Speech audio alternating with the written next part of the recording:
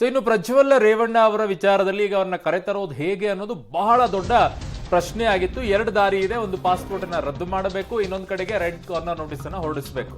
ಯಾವುದೇ ಕ್ಷಣದಲ್ಲೂ ಕೂಡ ಪಾಸ್ಪೋರ್ಟ್ ರದ್ದು ಸಾಧ್ಯತೆ ಇದೆ. ಈಗ ಪ್ರಜ್ವಲ್ ಪಾಸ್ಪೋರ್ಟ್ ರದ್ದತಿ ಪ್ರಕ್ರಿಯೆ ಈಗ ಆರಂಭವಾಗಿದೆ. ಸಿಎಂ ಸಿದ್ದರಾಮಯ್ಯನವರ ಪತ್ರಕ್ಕೆ ಪ್ರಧಾನಿ ಮೋದಿ ಅವರು ಸ್ಪಂದಿಸಿದ್ದಾರೆ.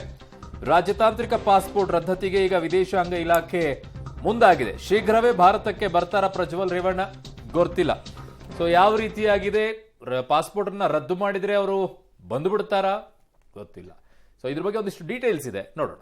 ಪ್ರಜ್ವಲ್ ರೇವಣ್ಣ ಬಂಧನ ಸನ್ನಿಹಿತ, ಯಾವುದೇ ಕ್ಷಣದಲ್ಲಿ ಪಾಸ್ಪೋರ್ಟ್ ರದ್ದು. ರಾಜ್ಯ ರಾಜಕಾರಣದಲ್ಲಿ ರಾಡಿ ರಂಪಾಟ ಮಾಡಿರುವ ಪ್ರಜ್ವಲ್ ರೇವಣ್ಣ ಅಶ್ಲೀಲ ಪೆನ್ಡ್ರೈವ್ ಪ್ರಕರಣ ದಿನಕ್ಕೊಂದು ತಿರುವು ಪಡ್ಕೊಳ್ತಾ ಇದೆ, ಕ್ಷಣಕ್ಕೊಂದು ಟ್ವಿಸ್ಟ್ ಪಡಿತಾ ಇದೆ. ಆರೋಪ ಪ್ರತ್ಯಾರೋಪಗಳ ವಾಗ್ಯುದ್ಧ. ರೇವಣ್ಣ ಬಂಧನ, ರಿಲೀಸ್, ಡೀಲ್ ಆಫರ್ ಆರೋಪ, ಫೋನ್ ಟ್ಯಾಪಿಂಗ್ ಆರೋಪ, ಎರಡ ಪೆನ್ಡ್ರೈವ್ ಪ್ರಕರಣ ಬೆಳಕಿಗೆ ಬಂದ ಬೆನ್ನಲ್ಲೇ ಫಾರಿನ್ಗೆ ಪರಾರಿ ಆಗಿರುವ ಪ್ರಜ್ವಲ್ ರೇವಣ್ಣ ಅದ್ಯಾವ ಗುಹೆಯಲ್ಲಿ ಅಡಗಿ ಕೂತಿದ್ದಾರೋ ಗೊತ್ತಿಲ್ಲ. 27 ದಿನ ಆದ್ರೂ ಹಾಸನ ಸಂಸದರ ಸುಳಿವೇ ಇಲ್ಲ. ಇತ್ತ ಚಿಕ್ಕಪ್ಪ ಕುಮಾರಸ್ವಾಮಿ ಪ್ರಜ್ವಲ್ ಎಲ್ಲೇ ಇದ್ರು ಬಾ, ತನಿಖೆ ಎದುರಿಸುವಂತ ಗೋಗರದ್ರು ಬರಲೇ ಇಲ್ಲ. ಪ್ರಜ್ವಲ್ ಈಗ ಬರ್ಬೋದು, ನಾಳೆ ಬರ್ಬೋದು ಅಂತ ಎಸ್ಐಟಿ ಕಾದಿದ್ದೇ ಬಂತು. ಕೊನೆಗೂ ಕಠಿಣ ಕ್ರಮಕ್ಕೆ ಮುಂದಾದ ಕೇಂದ್ರ. ಪಾಸ್ಪೋರ್ಟ್ ರದ್ದು ಪ್ರಕ್ರಿಯೆ ಆರಂಭ. ಪ್ರಜ್ವಲ್ ರೇವಣ್ಣಗೆ ಕಾನೂನಿನ ಬಿಗಿ ಹಿಡಿತ ಮತ್ತಷ್ಟು ಬಿಗಿ ಆಗ್ತಾ ಇದೆ. ಫಾರಿನ್ ಪಾತಾಳದಲ್ಲಿ ಅವಿತುಕೊಂಡಿರುವ ಪ್ರಜ್ವಲ್ ರೇವಣ್ಣರ ಬಾಲ ಕಟ್ ಮಾಡುವ ಪ್ರಕ್ರಿಯೆ ಶುರುವಾಗಿದೆ. ಕೇಂದ್ರಕ್ಕೆ ರಾಜ್ಯ ಪತ್ರ ಬರೆದಿರೋ ಬೆನ್ನಲ್ಲೇ ಈಗ ಕಠಿಣ ಕ್ರಮಕ್ಕೆ ಸರ್ಕಾರ ಮುಂದಾಗಿದೆ.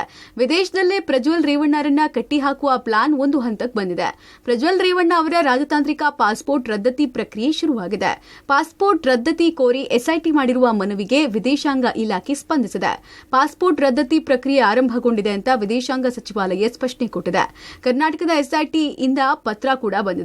ಪತ್ರದ ಪರಿಶೀಲನೆ ಮಾಡಲಾಗ್ತಾ ಇದೆ. ಕೆಲವೊಂದು ದಾಖಲಾತಿ ಪರಿಶೀಲನೆ ನಡೆಸಲಾಗ್ತಾ ಇದೆ. ಪಾಸ್ಪೋರ್ಟ್ ರದ್ದತಿಯ ಕ್ರಮ ನಡೀತಾ ಇದೆ ಅಂತ ಹೇಳಿದೆ. ವಿದೇಶದಲ್ಲಿ ಅಡಗಿ ಕುಳಿತಿರುವಂತಹ ಪ್ರಜ್ವಲ್ ರೇವಣ್ಣ ಅವರನ್ನ ಭಾರತಕ್ಕೆ ಕರೆತರುವಂತಹ ನಿಟ್ಟಿನಲ್ಲಿ ಕಾನೂನಿನ ಕ್ರಮಗಳು ಮತ್ತಷ್ಟು ಬಿಗಿ ಆಗ್ತಾ ಇದ್ದಾವೆ. ಈ ನಿಟ್ಟಿನಲ್ಲಿ ಎಸ್ಐಟಿ ಮತ್ತೆ ಮುಖ್ಯಮಂತ್ರಿ ಸಿದ್ದರಾಮಯ್ಯ ಅವರು ಕೇಂದ್ರ ವಿದೇಶಾಂಗ ಇಲಾಖೆ ಮತ್ತೆ ಪ್ರಧಾನಮಂತ್ರಿ ನರೇಂದ್ರ ಮೋದಿ ಅವರಿಗೆ ಪತ್ರ ಬರೆದಂತಹ ಬೆನ್ನಲ್ಲೇ ಈಗ ಕೇಂದ್ರ ವಿದೇಶಾಂಗ ಇಲಾಖೆ ಕೂಡ ಒಂದು ಪ್ರತಿಕ್ರಿಯೆಯನ್ನು ಕೊಟ್ಟಿರುವಂಥದ್ದು.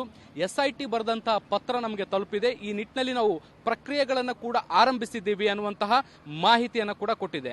ಹೀಗಾಗಿ ವಿದೇಶದಲ್ಲಿ ಅಡಗಿಕೊಂಡಿರುವಂತಹ ಪ್ರಜ್ವಲ್ ರೇವಣ್ಣ ಅವರನ್ನ ಕರೆತರುವಂತಹ ದಿನಗಳು ಮತ್ತಷ್ಟು ಹತ್ತಿರವಾಗಿವೆ. 1-2 ದಿನಗಳಲ್ಲಿ ಸ್ವದೇಶಕ್ಕೆ ವಾಪಸ್, ಭಾರತಕ್ಕೂ ಹಸ್ತಾಂತರ ಮಾಡಬಹುದು. ಬ್ಯಾಂಕ್ ಖಾತೆ freeze, red corner notice, passport ರದ್ದು ಮಾಡಿ ಪ್ರಜ್ವಲ್ರ ವಿದೇಶ ಹಾರಾಟಕ್ಕೆ ರೆಕ್ಕೆ ಪುಕ್ಕ ಕಟ್ ಮಾಡೋಕೆ ಮುಂದಾಗಿತ್ತು. ಅದರಂತೆ ಕೇಂದ್ರಕ್ಕೆ ಪತ್ರ ಬರೆದಿತ್ತು. ಈವರೆಗೂ ಕೇಂದ್ರದಿಂದ ಯಾವುದೇ ಪ್ರತಿಕ್ರಿಯೆ ಬಂದಿರಲಿಲ್ಲ. ಇದೀಗ ಪಾಸ್ಪೋರ್ಟ್ ರದ್ದು ಪ್ರಕ್ರಿಯೆಗೆ ಚಾಲನೆ ಸಿಕ್ಕಿದ್ದು, ರದ್ದಾದ್ರೆ 1-2 ದಿನಗಳಲ್ಲಿ ಪ್ರಜ್ವಲ್ ಸ್ವದೇಶಕ್ಕೆ ವಾಪಸ್ಸಾಗೋ ಸಾಧ್ಯತೆ ಇದೆ. ಇನ್ನು ರದ್ದು ಪ್ರಕ್ರಿಯೆ ಹೇಗಿರುತ್ತೆ ಅಂತ ನೋಡುವುದಾದ್ರೆ, ಪ್ರಜ್ವಲ್ ಪಾಸ್ಪೋರ್ಟ್ ರದ್ದಾದ್ರೆ ಮುಂದೇನಾಗುತ್ತೆ, ಯಾವ ದೇಶದಲ್ಲಿದ್ದಾನೆ ಅನ್ನೋ ಮಾಹಿತಿ ಸಿಗಲಿದೆ. ಸಿಬಿಐಗೆ ಈ ಮಾಹಿತಿ ಕೊಡಲಿದೆ. ತನಿಖಾ ಸಂಸ್ಥೆಗಳಿಂದ ವಿದೇಶಾಂಗ ಸಚಿವಾಲಯ ಮಾಹಿತಿಯನ್ನ ಪಡೆಯಲಿದೆ. ಪ್ರಜ್ವಲ್ ಇರುವ ದೇಶಕ್ಕೆ ಮಾಹಿತಿ ರವಾನೆ ಆಗುತ್ತೆ. ವಿದೇಶದಲ್ಲಿರುವ ಭಾರತೀಯ ರಾಯಭಾರ ಕಚೇರಿಗೆ ಹಸ್ತಾಂತರ ಆಗುತ್ತೆ. ಪಾಸ್ಪೋರ್ಟ್ ರದ್ದಾದ ಬಳಿಕ ಭಾರತಕ್ಕೆ ಪ್ರಜ್ವಲ್ರನ್ನ ಹಸ್ತಾಂತರ ಮಾಡೋ ಪ್ರಕ್ರಿಯೆ ಕೂಡ ಆಗುತ್ತೆ. ಪಾಸ್ಪೋರ್ಟ್ ರದ್ದಾದ್ರೆ 1-2 ದಿನಗಳಲ್ಲಿ ಭಾರತಕ್ಕೆ ಮರಳಬಹುದು ಅನ್ನೋ ನಿರೀಕ್ಷೆ ಇದೆ. ಭಾರತೀಯ ರಾಯಭಾರ ಕಚೇರಿ ಅಧಿಕಾರಿಗಳೇ ಭಾರತಕ್ಕೆ ಕಳಿಸಬಹುದು. ತನಿಖಾ ಸಂಸ್ಥೆಗಳೇ ಪ್ರಜ್ವಲ್ರನ್ನ ಕರೆತರೋ ಸಾಧ್ಯತೆ ಕೂಡ ಇದೆ.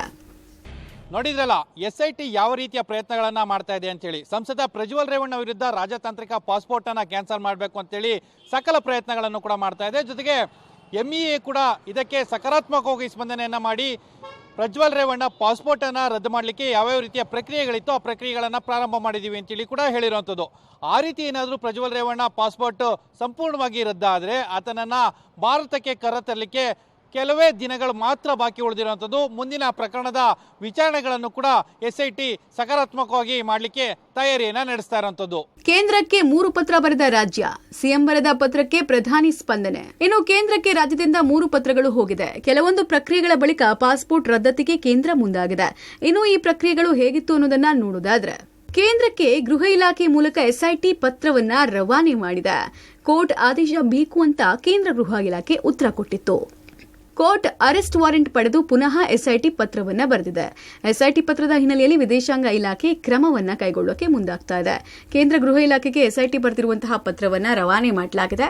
ಕೇಂದ್ರ ಗೃಹ ಇಲಾಖೆ ಸಮ್ಮತಿ ಸೂಚಿಸಿದ್ರೆ ಪಾಸ್ಪೋರ್ಟ್ ರದ್ದಾಗುತ್ತೆ. ಪಾಸ್ಪೋರ್ಟ್ ರದ್ದತಿ ಬಗ್ಗೆ ಎಲ್ಲಾ ದೇಶಗಳ ಇಮಿಗ್ರೇಷನ್ಗೆ ಮಾಹಿತಿ ಹೋಗಲಿದೆ. ಪ್ರಜ್ವಲ್ ಇರೋ ದೇಶ ಹಸ್ತಾಂತರಿಸಿದ್ರೆ 2 ದಿನಗಳಲ್ಲಿ ವಾಪಸ್ ಬರಲಾಗುತ್ತೆ. ಯಾರನ್ನೇ ಆದರೂ ಸಹಿತ ಅಲ್ಲಿ ಹೋದ ನಂತರ ಅವ್ರನ್ನ ಅಲ್ಲಿಂದ ತರೋದಕ್ಕೆ ಒಂದು ಪ್ರೊಸೆಸ್ ಇದೆ. ಭಾರತ ಸರ್ಕಾರ ಆ ಕಾನೂನಿನ ಪ್ರಕಾರವಾಗಿ ಏನು ಪ್ರೊಸೆಸ್ಸನ್ನು ಮಾಡಬೇಕು ಎಲ್ಲ ಮಾಡಿ ರಾಜ್ಯ ಸರ್ಕಾರಕ್ಕೆ ಸಹಕಾರ ಕೊಡಲಿಕ್ಕೆ ತಯಾರಿದ್ದೇ ಇದೆ. ಅದರ ಪ್ರಶ್ನೆ ಇರೋದು ನಾವು ಬರೋದ ತಕ್ಷಣ ಆಗಬೇಕು, ಅದಕ್ಕೆ BJP ಮೇಲೆ ಅದನ್ನು ಹಾಕಬೇಕು, ಅದರ ಚುನಾವಣೆ ಮುಗಿಯೋ ತನಕ ಆ ಪೆನ್ಡ್ರೈವ್ ಮೇಲೆ ಕ್ರಮ ತೆಗೆದುಕೊಳ್ಳಿಲ್ಲ. ಈಗ ಕೇಂದ್ರ ಸರ್ಕಾರದ ಮೇಲೆ ಹಾಕಲಿಕ್ಕೆ ಸದ್ದು ಮಾಡುವ ಪ್ರಯತ್ನವನ್ನು ಮಾಡ್ತಾ ಇದ್ದಾರೆ. ಇದು ಅತ್ಯಂತ ಗಂಭೀರವಾದ ಪ್ರಕರಣ. ಪ್ರಜ್ವಲ್ ರೇವಣ್ಣ ವಿಚಾರಣೆ ಎದುರಿಸಲೇಬೇಕು. ಪ್ರಜ್ವಲ್ ರಾಜತಾಂತ್ರಿಕ ಪಾಸ್ಪೋರ್ಟ್ ರದ್ದು ಮಾಡಿ ಪ್ರಧಾನಿ ಮೋದಿಗೆ ಸಿಎಂ ಸಿದ್ದರಾಮಯ್ಯ 2ನೇ ಪತ್ರ. ಈ ಮಧ್ಯೆ ಸಿಎಂ ಸಿದ್ದರಾಮಯ್ಯ ಪ್ರಧಾನಿ ನರೇಂದ್ರ ಮೋದಿಗೆ 2ನೇ ಪತ್ರ ಬರೆದಿದ್ದಾರೆ. ಅಶ್ಲೀಲ ವಿಡಿಯೋ ಪ್ರಕರಣದ ಆರೋಪಿಯಾಗಿರುವ ಸಂಸದ ಪ್ರಜ್ವಲ್ ರೇವಣ್ಣ ಅವರ ರಾಜತಾಂತ್ರಿಕ ಪಾಸ್ಪೋರ್ಟ್ ರದ್ದು ಮಾಡಬೇಕು. ಲುಕ್ಔಟ್ ಬ್ಲೂ ಕಾರ್ನರ್ ನೋಟಿಸ್ ಜಾರಿಯಾಗಿದೆ. ಆದರೂ ಆರೋಪಿ ಇಂದಿಗೂ ತಲೆಮರೆಸಿಕೊಂಡಿದ್ದಾರೆ. ಭಾರತಕ್ಕೆ ವಾಪಸ್ ಕರೆತರುವುದಕ್ಕೆ ತ್ವರಿತ ಕ್ರಮ ವಹಿಸಬೇಕು ಅಂತ ಪತ್ರದಲ್ಲಿ ಮನವಿ ಮಾಡಿದ್ದಾರೆ. ಹಾಗಾದ್ರೆ ಸಿಎಂ ಪತ್ರದಲ್ಲಿ ಏನಿದೆ ಅಂತ ಬನ್ನಿ ನೋಡೋಣ. ಪ್ರಜ್ವಲ್ ರೇವಣ್ಣ ಮೇಲೆ ಅತ್ಯಾಚಾರ ಹಾಗೂ ಲೈಂಗಿಕ ದೌರ್ಜನ್ಯದ ಪ್ರಕರಣ ದಾಖಲಾಗಿದೆ. ಮಹಿಳೆಯರ ವಸ್ತ್ರಾಪರಣ, ಬೆದರಿಕೆ ಅನ್ನುವಂತಹ ವಿಚಾರವನ್ನು ಕೂಡ ಉಲ್ಲೇಖಿಸಲಾಗಿದೆ. ಬಲವಂತವಾಗಿ ಲೈಂಗಿಕ ಕ್ರಿಯೆಗಳ ವಿಡಿಯೋ ಸ್ವರೂಪದ ಆರೋಪ ಇದೆ. ಈ ಘಟನೆಗಳು ಕರ್ನಾಟಕದ ಜನರ ಆತ್ಮಸಾಕ್ಷಿಯನ್ನ ಬೆಚ್ಚಿ ಬೀಳಿಸಿದೆ. ಅಲ್ಲದೆ ರಾಷ್ಟ್ರವ್ಯಾಪಿ ಆತಂಕಕ್ಕೂ ಕಾರಣ ಆಗಿದೆ. ಹಾಸನದಿಂದ ಮರು ಚುನಾವಣೆಗೆ ಸ್ಪರ್ಧಿಸಿದ್ದಾರೆ. ಮಾಜಿ ಪ್ರಧಾನಿ ಮೊಮ್ಮಗ ಏಪ್ರಿಲ್ 27ನೇ ತಾರೀಕು ದೇಶ ಬಿಟ್ಟು ಹೋಗಿದ್ದಾರೆ. ಇದು ನಾಚಿಗೇಡಿನ ಸಂಗತಿ ಅಂತ ಉಲ್ಲೇಖಿಸಿದ್ದಾರೆ. ರಾಜತಾಂತ್ರಿಕ ಪಾಸ್ಪೋರ್ಟ್ D1135500 ಬಳಸಿಕೊಂಡು ದೇಶ ಬಿಟ್ಟಿದ್ದಾನೆ ಅನ್ನೋದನ್ನ ಕೂಡ ಉಲ್ಲೇಖಿಸಿದ್ದಾರೆ. ಎಫ್ಐಆರ್ ದಾಖಲಾಗುವ ಕೆಲವೇ ಗಂಟೆಗಳ ಮೊದಲು ಪಲಾಯನ ಮಾಡಿದ್ದಾರೆ. ಪಲಾಯನ ಮಾಡೋದಕ್ಕೆ ಕ್ರಿಮಿನಲ್ ಕೇಸ್ ತಪ್ಪಿಸಿಕೊಳ್ಳೋಕೆ ಪಾಸ್ಪೋರ್ಟ್ ಅನ್ನ ದುರ್ಬಳಕೆ ಮಾಡಿಕೊಂಡಿರುವ ಅಂಶವನ್ನ ಬೆಳಕಿಗೆ ಚೆಲ್ಲಲಾಗಿದೆ. ತನಿಖೆಗಾಗಿ ವಿಶೇಷ ತನಿಖಾ ತಂಡವನ್ನು ರಚಿಸಿದ್ದೀವಿ. ಆರೋಪಿ ಉಪಸ್ಥಿತಿಗೆ ಎಸ್ಐಟಿ ಪ್ರಯತ್ನಿಸ್ತಾ ಇದೆ. Lookout notice, blue corner notice ಜಾರಿಯಾಗಿದೆ. 2 ಬಾರಿ ನೋಟಿಸ್ ಅನ್ನ ಕೂಡ ಕೊಡಲಾಗಿದೆ. ಆರೋಪಿ ಇಂದಿಗೂ ತಲೆಮರೆಸಿಕೊಂಡಿದ್ದಾರೆ. ಭಾರತಕ್ಕೆ ವಾಪಸ್ ಕರೆತರೋದಕ್ಕೆ ತ್ವರಿತ ಕ್ರಮ ವಹಿಸಬೇಕು ಅಂತ ಪ್ರಧಾನಿಗೆ ಬರೆದ ಪತ್ರದಲ್ಲಿ ಸಿಎಂ ಕೋರಿದ್ದಾರೆ. ಪ್ರಜ್ವಲ್ ರೇವಣ್ಣ ಕೇಸ್ನಲ್ಲಿ ಬೇರೆ ವಿದೇಶಕ್ಕೆ ಹೊರಟೋಗಿದ್ದಾರೆ. ಅವರು ಡಿಪ್ಲೊಮ್ಯಾಟಿಕ್ ಪಾಸ್ಪೋರ್ಟ್ ಇದೆಯಲ್ಲ ಅದನ್ನು ಕ್ಯಾನ್ಸಲ್ ಮಾಡಿ ಅಂತೇಳಿ ನಾನು ಒಂದು ಪತ್ರ ಬರೆದೆ. ಕೇಂದ್ರ ಸರ್ಕಾರದಿಂದ ಇವತ್ತಿನವರೆಗೆ ಉತ್ತರನೂ ಬಂದಿಲ್ಲ, ಮಾಡೂ ಇಲ್ಲ. ಅದಾದಮೇಲೆ SIT ಅವರು ಕೋರ್ಟ್ನಲ್ಲಿ ವಾರಂಟ್ ತಗೊಂಡಿದ್ದಾರೆ.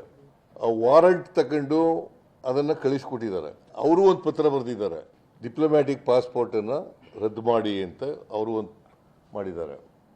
ಸೊ ಒಟ್ಟಾರೆ SITs ಅಕ್ಯೂಸ್ಡನ್ನು ಸೆಕ್ಯೂರ್ ಮಾಡಬೇಕು, ಇನ್ವೆಸ್ಟಿಗೇಟ್ ಮಾಡಬೇಕು, ಮತ್ತು ಚಾರ್ಜ್ ಶೀಟನ್ನು ಹಾಕಬೇಕು, ತಪ್ಪಿತಸ್ಥರಿಗೆ ಶಿಕ್ಷೆಯನ್ನು ಕೊಡಿಸಬೇಕು ಅಂತಕ್ಕಂಥದ್ದು ನಮ್ಮ ಉದ್ದೇಶ. ಮತ್ತು ಕಾನೂನು ರೀತಿಯ ಏನೇನು ಕ್ರಮ ತಗೋಬೇಕು ಎಲ್ಲ ಕ್ರಮಗಳನ್ನು ಕೂಡ SIT ಅವರು ತಗೋತಾ ಇದ್ದಾರೆ. ನಾನು ಕೂಡ ಪತ್ರ ಬರೆದಿದ್ದೆ. ಇನ್ನು ಪ್ರಜ್ವಲ್ ರೇವಣ್ಣಗೆ ನಿಖಿಲ್ ಕೂಡ ಮನವಿ ಮಾಡಿದ್ದಾರೆ. ಹಾಸನ ಸಂಸದರು ಸ್ವದೇಶಕ್ಕೆ ವಾಪಸ್ಸಾಗಿ ವಿಚಾರಣೆಯನ್ನು ಎದುರಿಸಲಿ ಅಂತ ಸಲಹೆ ಕೊಟ್ಟಿದ್ದಾರೆ. ಮಾನ್ಯ ಕುಮಾರಣ್ಣ ಅವರು ಹಾಸನ ಸಂಸದರಿಗೆ ನೇರವಾಗಿ ದಯಮಾಡಿ ಬಂದು SIT ತನಿಖೆಯನ್ನು ಎದುರಿಸಿ ಧೈರ್ಯವಾಗಿ ಅಂತಕ್ಕಂಥದ್ದನ್ನು ಇಡೀ ಸಮಾಜಕ್ಕೆ ಒಂದು ಸಂದೇಶ ಕೊಟ್ಟಿರ್ತಕ್ಕಂಥದ್ದು.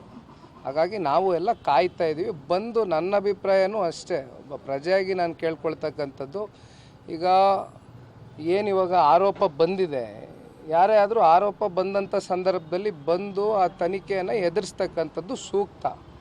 ಸೊ ಹಾಸನ ಸಂಸದರು ಅತಿ ಶೀಘ್ರದಲ್ಲೇ ಬರಲಿ ಅಂತಕ್ಕಂಥದ್ದು ನಾವು ಕೂಡ ಎಲ್ಲರೂ ಕೇಳ್ಕೊಳ್ತೀವಿ. ಒಟ್ನಲ್ಲಿ ಪ್ರಜ್ವಲ್ ರೇವಣ್ಣ ಕೇಸಿಗೆ ಹೊಸ ಟ್ವಿಸ್ಟ್ ಸಿಕ್ಕಿದ್ದು, ಪಾಸ್ಪೋರ್ಟ್ ರದ್ದಾದ ಬಳಿಕ ಪ್ರಕರಣಕ್ಕೆ ಇನ್ನಷ್ಟು ವೇಗ ಸಿಗಲಿದೆ. Bureau report, public TV. ಈಗ ಏನ್ ಮಾಡುತ್ತೆ ಕೇಂದ್ರ ಸರ್ಕಾರ ಅನ್ನುವಂಥದ್ದನ್ನ ನೋಡಬೇಕು. ಬಟ್ ಒಂದು ಕ್ಲಾರಿಫಿಕೇಶನ್ ಅಂತೂ ಇದೆ, ಈಗ ರದ್ದತಿಯನ್ನ ಮಾಡ್ತಾ ಇದ್ದಾರೆ. ಬಟ್ ಪಾಸ್ಪೋರ್ಟು ಯೂಸ್ ಆಗಬೇಕಾಗಿರೋದು ಒಂದು ಹೋಟೆಲಲ್ಲಿ ಏನಾದರೂ ಉಳ್ಕೊಂಡ್ರೆ, ಇಲ್ಲ ಎಲ್ಲಾದರೂ ಫ್ಲೈಟನ್ನು ಹತ್ತುವಂಥ ಸಂದರ್ಭ ಬಂದರೆ ಪಾಸ್ಪೋರ್ಟ್ ಬೇಕಾಗತ್ತೆ. ಅದನ್ನು ಬಿಟ್ಟರೆ ಇನ್ನು ಎದಕ್ಕೆ ಬೇಕಾಗತ್ತೆ ಈಗ ಅಲ್ಲಿ? ಅಲ್ಲ, ಆ ದೇಶಗಳು ಪಾಸ್ಪೋರ್ಟ್ ರದ್ದಾದ್ಮೇಲೆ ಏನು ಕುಳಿಸ್ಕೊಳುತ್ತವೆ? ಹೆಂಗೆ ಗೊತ್ತಾಗುತ್ತೆ ನಿಮಗೆ ಅವ್ರ ಪಾಸ್ಪೋರ್ಟ್ ರದ್ದಾಗಿದೆ ಅಂತೇಳಿ? ಅವ್ರನ್ನ ಹುಡುಕ್ಬೇಕು. ಅದು ಹುಡುಕಕ್ಕೆ 1-2 ದಿನದಲ್ಲಿ ಆಗುತ್ತಾ? It will take another 1 week, 10 days. It will take more time. So ಇವತ್ತೆಲ್ಲ ನಾಳೆ ಬರ್ತಾರೆ. ಬಟ್ ಅದಕ್ಕಿಂತಲೂ ಮುಂಚೆನೇ ದೊಡ್ಡವ್ರು ಹೇಳ್ದಂಗೆ, ದೇವೇಗೌಡರು ಹೇಳ್ದಂಗೆ ಗೌರವ ಉಳಿಸೋದಾದರೆ ಬೇಗ ಬಂದರೆ ಉಳಿಯುತ್ತೆ. ಈಗಾಗಲೇ ಕಳೆದಾಗಿದೆ, ಇನ್ನೊಂದಿಷ್ಟು ಉಳಿದಿರೋದು ಅದು ಹೋಗುತ್ತೆ ಅಂತ ಅವ್ರ ಕನ್ಸರ್ನು. ಅದನ್ನು ಮಾಡ್ತಾರೆಲ್ಲ ನೋಡೋಣ.